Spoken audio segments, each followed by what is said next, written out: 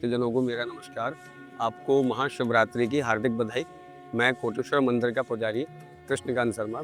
आपको ये कोटेश्वर मंदिर जो आप देख रहे हैं, इसके हिस्ट्री के बारे में आपको बताता हूँ।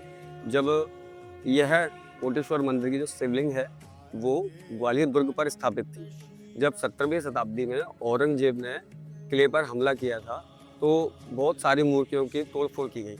उसके बाद कोटेश्वर मंदिर की जो पिंडी है, उसको भी ग्वालियर दुर्ग से नीचे वो फेंक दिया था। तो ये लगभग 150 वर्ष तक ये पिंडी ग्वालियर दुर्ग के नीचे वहाँ रखी रही थी। उसके बाद जब औरंगजेब ने वहाँ जाके पिंडी को तोड़ने की कोशिश की, तो वहाँ बहुत सारे नाग आ गए थे पिंडी को बचाने के लिए। पर फिर भी औरंगजेब ने उस पिंडी को तोड़ने की काफ़ी कोशिश की। तो वहाँ जो लोग बाग थे आस-पास के, वो सब लोगों ने पिंडी को वो बचा लिया था। लगभग 150 वर्ष तक यह शिवलिंग किले की तलहटी में पड़ा रहा। तो वहाँ आसपास के लोग वहाँ आए और उस शिवलिंग को उन्होंने बचाया। उसके बाद कुछ लोकल के व्यक्ति थे, उनको ये नहीं मालूम था कि ये शिवलिंग है। वो इसको आगे तक ले जा रहे थे।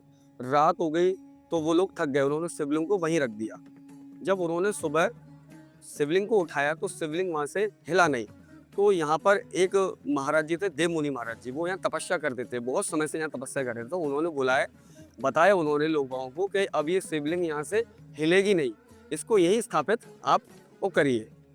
जब सिंधिया राजवंश ने ग्वालियर दुर्ग पर अपना आधिपत्य स्थापित किया, तो वो एक बार शिकार के लिए यहाँ पर आए। तो उनको देवमुनि महाराज जी का दर्शन हुए। तो उन्होंने पूछा कि महाराज जी ये क्या है? तो उन्होंने बोला ये औरंगजेब के समय पर फेंकी हुई ये पिंडी है, आप इसका मंदिर का निर्माण करवाइए। तो संवत 1937 और 38 में महाराज साहब के खांडे राव जी, उनके देख रेख में इस मंदिर का निर्माण हुआ और सन है इसका 1888। इस प्रकार इस मंदिर का ये इतिहास मैंने आपको बताया है। सिंधिया राजघराने की पुरानी जो प्रथा है वही अभी तक चली आ रही है। महाशिवरात्रि पर सिंधिया जी यहाँ पर हर वर्ष की भांति इस साल भी पूजा अर्चना करने आते हैं और रुद्राभिषेक करते हैं, आरती करते हैं। इसके बाद यहाँ पर दर्शन सभी भक्तों को और मिलते हैं। शिवरात्रि पर कुछ लोगों का मानना है कि शिवरात्रि पर शिव जी का विवाह हुआ है, पर ईशान संहिता में बताया गया है कि फाल्गुन माह के कृष्ण पक्ष की चतुर्दशी तिथि को भगवान भोलेनाथ शिवलिंग के रूप में प्रकट हुए थे। और ईशान संहिता में दिव्य शिवलिंग के प्रकट होने के संदर्भ में जो श्लोक है वो भी मैं आपको बताता हूँ कि माघ कृष्ण चतुर्दश्या मिद देवो महा निशिवलिंग दूतेन कोटि सूर्य समप्रभ। इस वजह से उस दिन महाशिवरात्रि मनाते हैं, क्योंकि उस दिन भगवान विष्णु और ब्रह्मदेव ने सबसे पहले शिवलिंग की पूजा अर्चना की थी।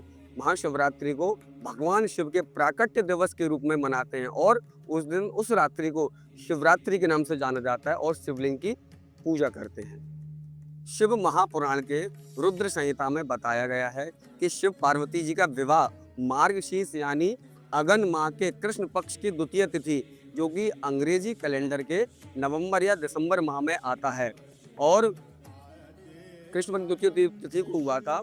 इसके बारे में रुद्र संहिता के 58 से 61वें श्लोक में शिव पार्वती जी के विवाह का वर्णन दिया गया है। आप सभी भक्तों को महाशिवरात्रि की बहुत बहुत शुभकामनाएं। आप ये जो मंदिर देख रहे हैं कोटेश्वर महादेव मंदिर है, और यहाँ शिवरात्रि पर जो पिंडी है उसके आप दर्शन कीजिए, दर्शन का लाभ लीजिए। और आरती के बारे में मैं आपको बताता हूँ। एक रात को 12 बजे आरती होगी यहाँ पर, सुबह मंगला आरती होगी 5 बजे, शाम को 6:30 बजे संध्या आरती होगी। उसके बाद फिर एक बार रात को 12 बजे शयन आरती होगी। इसके बाद मंदिर के पट बंद हो जाएंगे।